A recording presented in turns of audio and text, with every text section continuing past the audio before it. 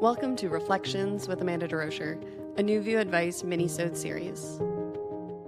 Hey, beautiful soul. Welcome to Reflections with me, Amanda DeRocher. This is a New View Advice mini-sode series where I share stories and reflections from my own healing journey. I have found that it's really through reflection that we're able to see our own journey clearly. And so this week, I am sharing a story with you about grappling with the near-death experience I had. So if you listen to New View Advice, then you know I am a survivor of sexual trauma. And it took me a really long time to grapple with how horrific this event was. I found for me personally, I lived in denial for a very long time. I also repressed this for a very long time. I was not able to look at what I survived for a very, very long time. And I share that up front here because, as always with my stories, these are stories it's taking me time to reflect on. And I think that as a survivor of trauma, one of the most frustrating pieces of surviving trauma is how difficult it can be to articulate the trauma you survived. And that's because so much of our own story takes us a very long time to grapple with and to accept and to come to the truth of. So after trauma happens, years after trauma happens, during the healing journey, it can be really hard to articulate because we haven't quite accepted our own truth yet. And so it takes time to be able to articulate these stories. So I share these here in hopes that they help somebody out there. My hope, as always, is that this story reaches those who can see themselves in my story, those who understand this experience in some way and see themselves reflected through this story. Before I jump in, I do want to mention that this story talks about sexual trauma, death, violence, rape, and murder. So I don't go into the details of those things, but this story touches on those heavy topics. So I want to give that disclaimer here up front in case somebody's not up for this story today. That is completely fine. There is no pressure to listen. And this story is in honor of the woman I talk about in this story, and we'll talk a bit more about her at the end. So let's jump on into this week's story. That time I met a black widow spider. The woods used to terrify me. Something happened to me in the woods when I was 15 years old, and I had been running from that night ever since. It was 15 years later that I found myself sitting in the woods staring at a black widow spider. At the time, though, I didn't know it was a black widow spider. I was naive. I was distracted by its intricate web. I thought it was beautiful. I liked it. My blindness to the dangers right in front of me mirrored the teenage girl I was 15 years earlier who was also blind to the peril right in front of her. I am far from the only girl who has walked blindly into the dangers of the woods. And sadly, there are many girls who do not survive those dangers. This reflection is about the time I crossed paths with a young girl who also suffered from violence in the woods. Only I was alive and she was dead. The story begins when I had just moved to a slow-moving beach community in the Florida Panhandle. The beaches were pristine with soft sand and crystal clear water, and the community filled with money. When I first arrived, I was mesmerized by the prettiness of the area, but I quickly came to find out that this community was not all it pretended to be. Prior to moving to Florida, I was struggling with my own healing journey and had spent 4 months cloistered in my house reliving the trauma from my teen years. I had never felt so insane and also sane at the same time. I was constantly triggered with PTSD flashbacks, nightmares, and my body reliving what I had survived. I spent months shaking on the floor as I processed horrors I had kept long buried within my body. My mind swung from doubt and self-criticism to the feeling of release and relief as I finally faced the trauma that had been living in my body for over a decade. I hoped that the move would bring me some comfort and relaxation. Unfortunately, the universe had other plans for me. I found the saying to be true. You really do follow yourself wherever you go. I continued to be plagued by triggers of what I had survived in my teenage years and couldn't stop thinking about death. I had been grappling with the realization that what happened to me in my teen years was a near-death experience. I could have died. It was violent and involved being strangled to unconsciousness by a boy 2 years older than me. This was a detail I hadn't always remembered, but as I peeled back the layers of trauma, it was a layer that my body had not forgotten. For months, I would awake in the middle of the night from nightmares of being strangled. I would nap and jolt awake as though someone's hands were around my throat. And then I would see the image of this boy with his hands around my neck and a look of hatred that still haunts me to this day. When we moved into our new home by the beach, I immediately felt as though I was being followed by a ghost. The more I pondered this feeling, the more I realized that I felt that I was the ghost. I felt like I was being haunted by my teen self. There were things I had not accepted yet that she wanted me to accept. Everything reminded me of death and what I had survived. one thing I felt my teen self calling me towards was making peace with the woods. Our new rental was surrounded by tall trees and connected to a wooded nature preserve. At this time, I was still terrified to enter a wooded area all by myself. I loved nature, but tended to venture to beaches, desert landscapes, and open fields. The darkness of the woods still brought chills up my spine. Seeing the woods reminded me that 15 years ago, I had excitedly entered the woods with a friend to meet some guys I went to school with, and I had exited the woods by being dragged home unconscious after being violated in ways I often struggle to articulate. The first day we moved in, I decided to go for a walk. I entered the woods and felt fear. Through my healing journey, I found that fear kept me prisoner, and freedom lied on the other side of those fears. So I chose to take to the woods every day. At first, I would walk in about 100 feet and run back out like a scaredy cat. Some days I would bring Evan with me, but most days I entered alone. Over time, I found a spot that I called my own. I'd bring seashells and rocks I found at the beach. I decided to make this spot pretty in this wood I resided in. Each day as I entered the woods, images of my teen years would flash through my mind. Faces I tried to shove down, feelings like terror and panic, images I still struggled to believe, sensations that I used to run from but instead began to process, feel, and accept. Over time, I continued to venture deeper into the woods. I didn't talk to many people at this time, so I became familiar with the trees, often speaking to them like they were my friends. We would talk about my fears. I would cry into the earth. I became familiar with the animals of the forest. I spoke to the bunnies and the deer. I spent time watching the birds. I joked I had become Snow White. In the spot where I spent most of my time in the woods, there was a spider. I'd sit with it daily. I was enchanted by its uniqueness. I had never seen a spider like it. It was black with a red dot, and its web was pristine and beautiful. It wasn't messy or dirty. It was intricate and detailed. It was complex. I would put my face up real close, not understanding that what I was mesmerized by was also very dangerous.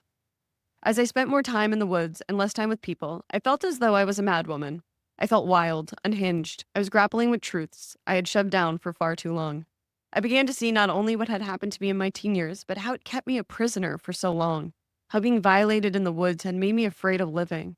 How I still felt so undeserving of my own life, and how worthless I felt after being pinned down and ravaged by monsters.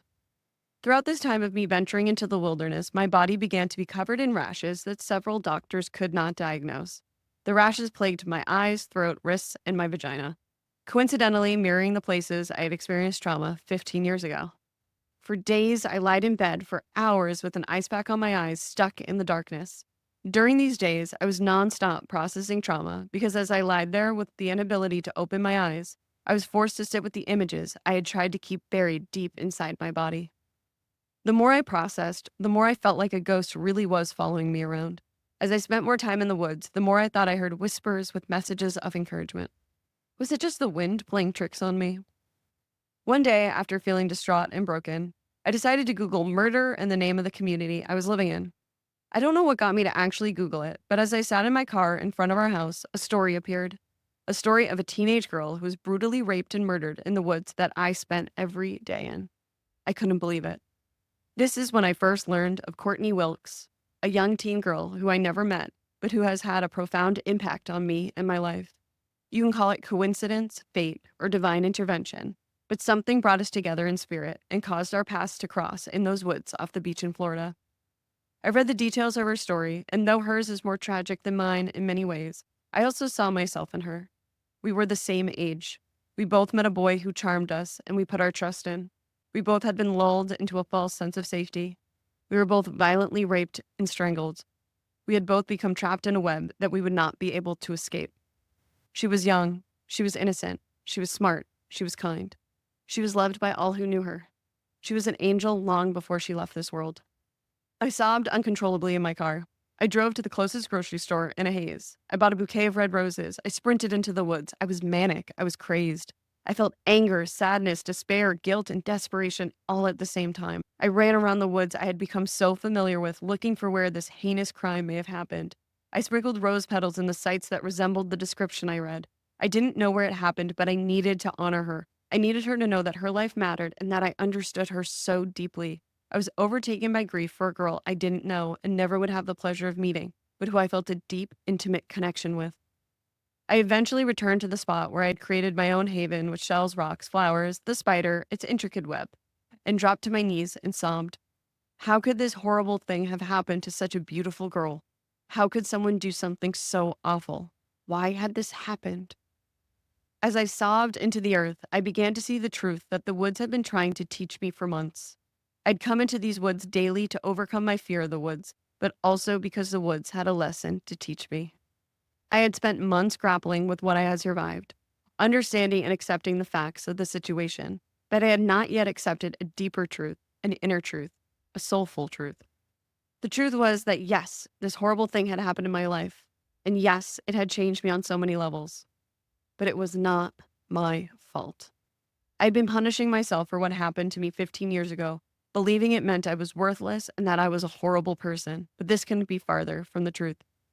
It was so easy for me to see the truth of Courtney's situation. I saw her beauty, her innocence, her purity. I saw how something horrible and tragic had happened. I did not judge her. Instead, I felt deep love and compassion for her. Why was it so easy for me to see Courtney so clearly, but still impossible for me to see myself?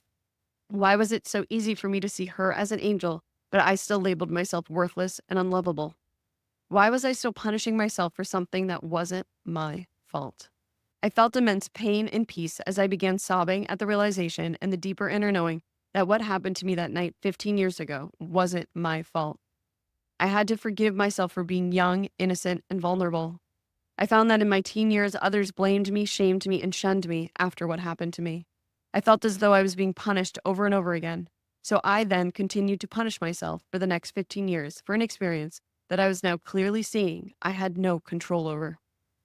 As I sat up, I saw some of my animal friends nearby. A pack of bunnies stared at me, a deer moved closer, and a hawk circled overhead. To this day, I question if this was a coincidence, but I've chosen to believe that it was a sign from something bigger than me, reminding me that I was never alone. I stared at my animal friends and began to take deep breaths. The animals did not run from my pain. Instead, they stayed with me. As my breath deepened, a second realization hit me. I had a second chance. Courtney and I had a similar story, but I hadn't died that night in the woods. Since that night 15 years ago, I felt deadened inside in so many ways. It's hard to explain the aftermath of sexual violence, but a part of you does die. The naive part, the trusting part, sometimes the happy part. The girl I was before did die in many ways. I may have been dragged out of the woods and woken up the next day, but a crucial part of me had been left behind. The young girl who believed she was worthy of love. I spent years living life as though I was a ghost. I looked out at the world and wondered what it would be like to feel like I was alive. Instead, I felt numb, pain, trauma, and so much fear. Something was taken from me that night in the woods, but I realized here and now that I had been given a second chance. I had been given a gift that not all who experience sexual violence get. My healing journey had brought me to this moment of finally feeling like a survivor. I stood up from the floor of the woods for one last time. I thanked the woods, the animals, and the trees. A weight had been lifted that I didn't even know I was carrying. As I exited the woods for the last time, I felt as though a boulder rolled off my back and fell into the spot that had become my own personal haven. Evan and I left that Florida beach community and moved back to Arizona the next day. I had gotten everything I needed.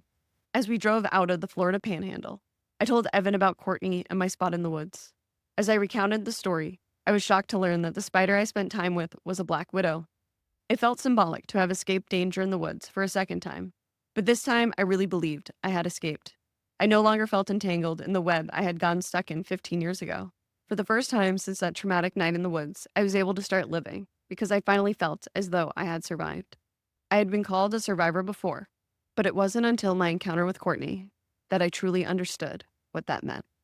Thank you for joining me for this episode of Reflections. Before I wrap up, I just want to take one more moment to honor Courtney Wilkes and her life.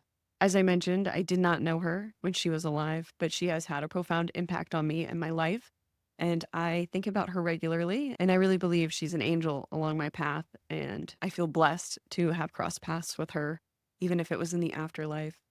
But I really believe that divine presence brought us together. And I struggle to share this story. It's actually really intimate for me.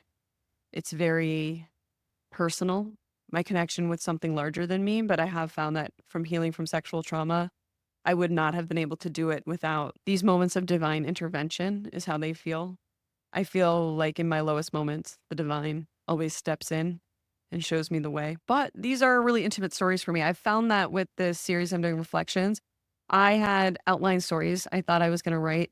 And each week, Reflections tells me what we're going to write. I find that this series has a life of its own, a mind of its own. And I am enjoying being along for the ride, but it is definitely testing my edge of vulnerability. But that's all right. I like it.